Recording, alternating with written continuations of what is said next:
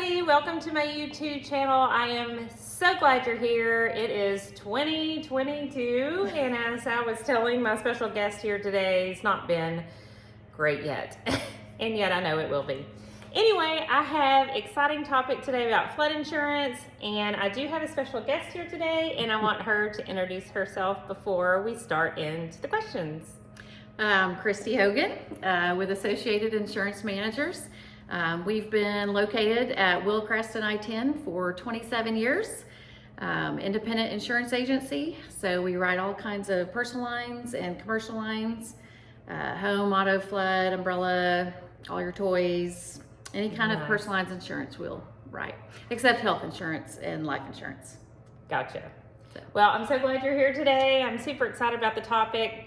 Flood insurance, because everyone has questions about flood insurance, including myself as a realtor. So I'm just going to go through some questions, and we'll let everybody learn along with me. All right, sounds good. Yeah. Awesome. Okay, so first question is, what's happening in the flood insurance market? Lots is happening in the flood insurance market. You're probably starting to hear about it. Yes. FEMA has rolled out a new program called Risk Rating 2.0. Equity in pricing, and the purpose was to try to deliver more equitable pricing that better reflects a specific property's flood risk. Gotcha. So, you know, historically in the past, FEMA has always looked at a few variables, such as a property's type, whether it's residential or commercial, its elevation, and where it was on the floodplains, on the flood maps. Gotcha. So when did this all start? Started last October. So any new policies written after October 1 were written under the new pricing methodology. And if you are an existing flood policy holder, you have until April 1st to see if you can benefit from the new pricing methodology. But after April 1, all new policies and renewals will be subject to the new rating methodology. So April, you guys. Yes. So what else do we need to know about it? Under Risk Rating 2.0, FEMA is now going to do a lot more underwriting, just like they do for your home and auto. They look at your specific home and your specific auto. They're going to do the same with flood. They're going to be looking now at an individual property's specific flood risk, the type of flooding, any kind of flood history, and what the location is between a water source and that specific property. They're also going to look at your structure's replacement cost value, which is the cost to rebuild, and also what kind of foundation that you have. Okay, so does this affect anything that the lenders require, anything different? No, it's not going to change anything with any kind of mandatory purchasing requirements. The lenders will still look at each specific property and where it is on the flood maps, just to see if it's in a high-risk area. Gotcha. So I have a flood policy on my house. So is that grandfathered in, like where I am? Well, they're doing away with the grandfathering. They're going to be, all grandfather policies are going to be transitioning to the new pricing methodology.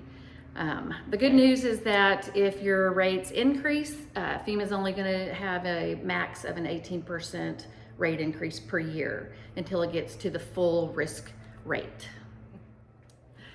Okay, so Christy, here's my question. I have a FEMA policy on my house, and I have heard that there are different companies now that I can use. It doesn't just have to go through FEMA.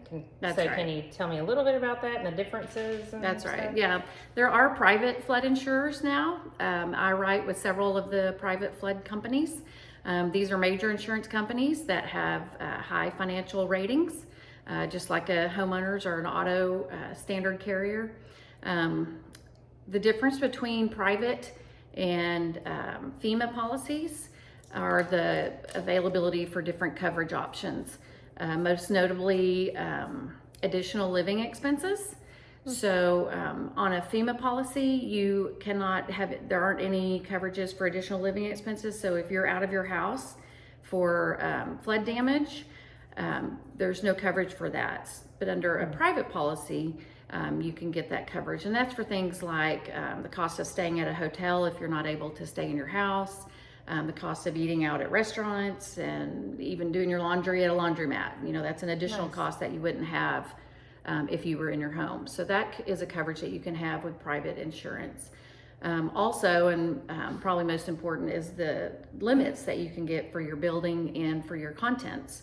Under a FEMA policy, for your building, the max that's available is $250,000. So you have to ask yourself, is that enough to rebuild, you know, if you have significant flood damage? Right. Under a private flood insurer, you can get up to $4 million on your building. And part of your building is not just your home structure, but it's also all of the permanent things in your house that would stay if there was a change of ownership, like your major appliances, the walls, paneling, wallpaper, air conditioning unit, furnace, water heater, all those things. So $250,000 is not going to cut it for most people, especially in our market, because the houses are great. And same with contents. With a FEMA policy, you only get $100,000 in coverage. With a private insurer, you can get up to $500,000 with some of my carriers. Nice. And that's for anything that's removable, your clothes, your furniture, and any household items. Okay. So do they have a 30-day waiting period like FEMA does? No, most of the private insurers that I represent are anywhere from 7 to 15 days. Oh, another thing I wanted to point out with the coverages on a private flood policy is you have the option to have debris removal coverage. That can be a really significant cost in the event of flood damage. Yeah, that's very true. So what are some common misconceptions people have about flood insurance? Probably the number one is that they think their homeowner's policy is going to cover it. This is true, I can tell you. And almost all homeowner policies exclude flood damage. And that's usually on the first page of your policy. It says. This is true. It says flood damage is excluded. People think a little bit of water in my house is not going to cause that much damage. But FEMA's records have shown that just an inch of water can easily cost over $25,000 in damage. Yeah, all that flooring, walls. Right, sheetrock, labor. Yeah. Well, we've learned a lot today. I hope you go back and listen over and over so you know about flood insurance. And thank you, Christy, so much for being here. You're welcome. So tell everyone how they can get in touch with you.